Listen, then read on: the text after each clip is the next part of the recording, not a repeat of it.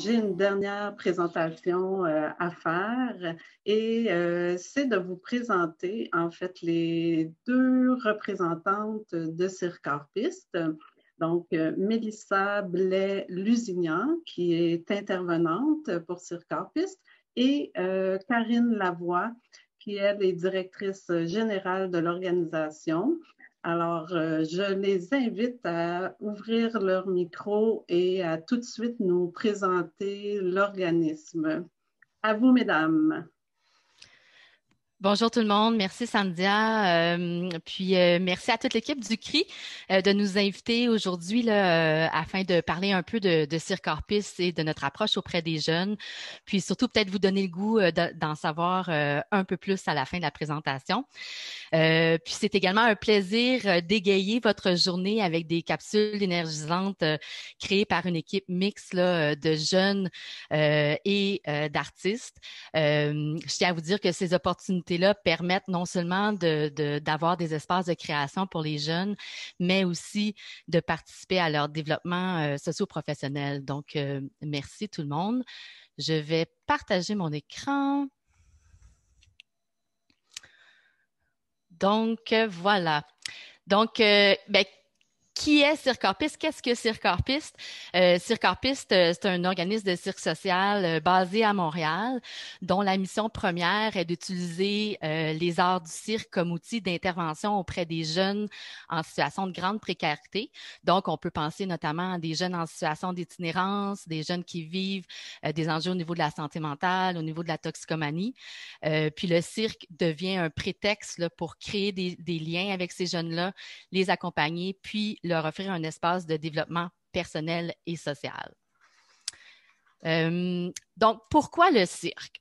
Puis ça, cette question-là, je pourrais en parler pendant 1 heure. Là, on n'a pas beaucoup de temps. Donc, je vais mettre en valeur là, 3 aspects fondamentaux qui, pour moi, résument un peu pourquoi le cirque est un outil qui peut permettre beaucoup d'impact. Donc, d'une part, les fondements même des arts du cirque. On sait tous que c'est un art où la marginalité est valorisée. Donc, les jeunes s'y reconnaissent, peuvent être eux-mêmes dans toute leur individualité, leur identité propre. On entend souvent les jeunes nous dire « Hey, c'est la première fois que je me sens à ma place, que je me sens bien ». Fait que ça, c'est un des aspects. Le deuxième, c'est la grande diversité des arts du cirque. Donc, quand on parle des arts du cirque, on parle à la fois des disciplines comme la jonglerie, et jusqu'à des disciplines plus physiques comme les pyramides humaines, l'acrobatie, des disciplines créatives comme les jeux clownesques, les jeux théâtraux. Chacun trouve son compte, chacun trouve sa place à travers ces disciplines-là. Puis aussi, ça permet l'atteinte d'une diversité d'objectifs sociaux.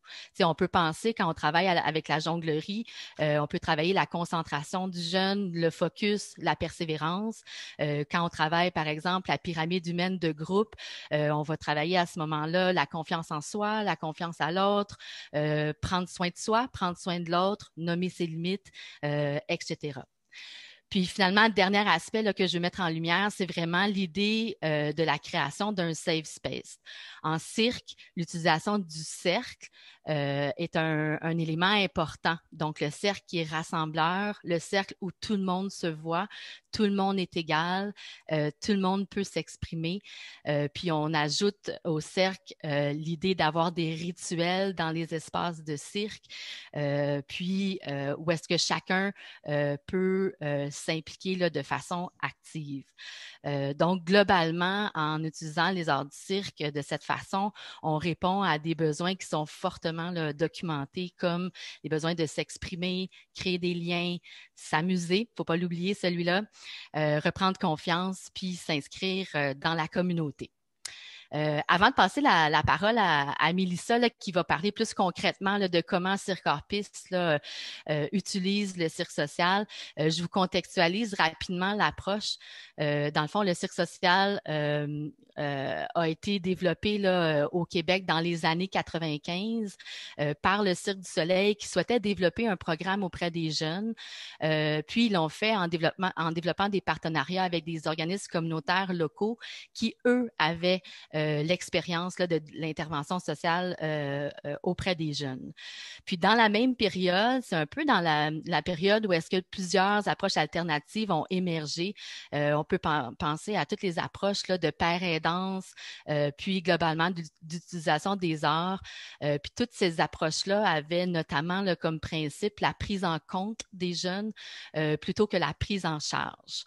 Maintenant, on est heureux que le cirque social soit de plus en plus documenté. C'est une approche là, qui se pratique maintenant dans plus de 30 organisations au Canada. Puis, si on pense à l'international, là, on estime à plus de 500 organisations qui pratiquent le cirque social. Donc maintenant, je passe la parole à Mélissa là, qui va nous parler de comment concrètement on utilise le cirque social à Cirque Orpis. Oui, bonjour. Donc, je me présente, je m'appelle Mélissa, je suis intervenante pour Cirque Orpis depuis plusieurs années déjà. Donc, effectivement, dans le fond, si on y va, mettons, de notre volet précarité à notre volet le plus structuré, là, on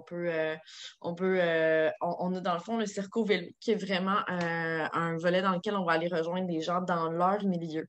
On se posait justement la question dernièrement, savoir est-ce que c'est plus du travail de rue, est-ce que c'est plus du travail de proximité? Je pense que on est vraiment dans le travail de proximité où on va aller rencontrer les jeunes, on va dans leur milieu, dans leur réalité, puis c'est ça, on essaie vraiment de commencer à créer des liens, mais en même temps, on est beaucoup dans le outreach, donc le but est quand même d'aller chercher ces jeunes-là pour les amener dans la ressource. Donc, on va aller visiter plusieurs organismes communautaires, on va aller directement dans la rue. Nous, on est beaucoup dans le centre-sud, donc beaucoup métro Papineau, métro Vaudreuil, etc., dans ce secteur-là. Donc, sinon, ensuite, notre but, en fait, c'est d'amener ces jeunes-là à venir visiter les ateliers fixes. Les ateliers fixes dans lesquels on va travailler vraiment beaucoup le développement de l'individu à l'intérieur d'un groupe. Puis, on va utiliser plusieurs outils, en fait, pour ça. Dans un atelier type, je dirais, là, on arrive, on prend le temps de s'accueillir, on prend le temps de se présenter, comme Karine l'a nommé, le cercle est très important. On prend le temps de s'accueillir en tant que groupe et se découvrir, OK, quel groupe est-ce qu'on va être aujourd'hui? Parce que, effectivement, c'est un drop-in, donc les gens viennent vraiment quand ils veulent. Par la suite, on va des fois aborder certaines thématiques sociales. Ça peut être des réalités qu'ils sont en train de vivre en ce moment, ça peut être des trucs en lien avec la politique. On va aussi travailler au niveau des techniques de cirque, donc on va explorer différentes techniques. À l'intérieur de tout ça, le but, c'est vraiment de développer un peu un lien d'affiliation, un sentiment, le sentiment de la famille revient souvent dans l'expérientiel des jeunes. On est là aussi pour créer un safe space, être capable de parler justement de choses qu'on peut trouver difficiles, la prise de parole à l'intérieur d'un groupe qui n'est pas toujours facile non plus. Développer des trucs, astuces pour être capable de s'exprimer aussi à l'intérieur d'un groupe. Puis tout ça se transpose, c'est tout des apprentissages qui se transposent après dans la vie quotidienne, mais on va en parler plus tard.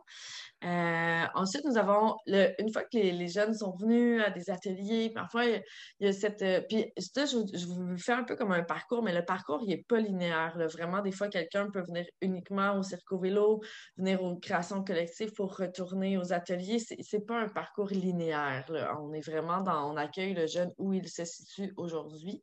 Mais on a aussi le volet de préemployabilité, en fait, qui est les créations collectives à l'intérieur desquelles on va travailler un peu les mêmes choses qu'on va travailler en atelier fixe, mais dans un cadre régulier.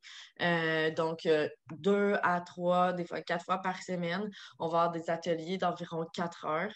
Le but étant de monter un spectacle de cirque qui va être présenté dans la communauté. Puis à l'intérieur de ce processus-là, le but, c'est vraiment de mettre les jeunes de l'avant. Donc, c'est vraiment eux qui vont choisir au niveau de la thématique qu'on va explorer, de quelle façon est-ce qu'on veut le présenter. On va les amener à travailler avec des outils de création pour créer des tableaux, mais au bout de la ligne, c'est vraiment c'est vraiment les participantes qui vont être maîtres du résultat de ce spectacle-là qui va être présenté dans la communauté, des fois dans un certain cadre, dépendant de si on a un événement ou non en lien avec ça.